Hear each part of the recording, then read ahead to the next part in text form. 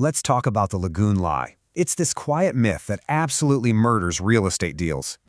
You know what scares buyers more than anything? It's not bad tenants or empty units, not even close. It's these two words, private lagoon. Yep, just say lagoon and poof, your lender disappears. Back in the day, lagoons were the go-to solution. Now, lenders treat them like ticking time bombs.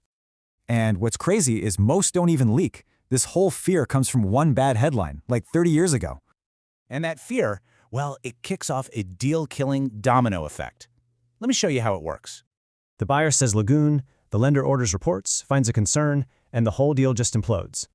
See, it's not actually about contamination. It's about a total contamination of confidence. So you gotta know the difference. Phase I, that's just gossip. No real testing, just paperwork. But lenders, they don't wait for the truth. They see that phase 1 gossip and just pull the plug.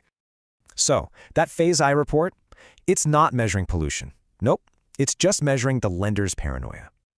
But here's the unspoken truth. Most of these lagoons, when they're properly maintained, they work perfectly fine. The problem isn't the lagoon itself. It's that you can't prove it's fine without the right paperwork.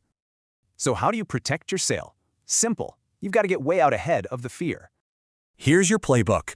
Pull permits, get your logs, take photos, have everything ready to go. Because every single one of those documents, it turns that vague fear into hard, undeniable evidence. Get this, beat them to the report, and you beat them to the retrade. It's that simple. Okay, but let's be real for a second. Sometimes the Laguna actually is the problem. So if you see stuff like broken berms or weird growth, yeah, you've got some work to do. Remember this, buyers will forgive an old system. They will not forgive a bad smell. Fix it first. Your job is to educate the buyer. You control the story before some lawyer writes it for you. Because deals don't die from the findings. They almost always die from the silence. And hey, if the reputation is just too toxic, you better have a backup plan ready to go.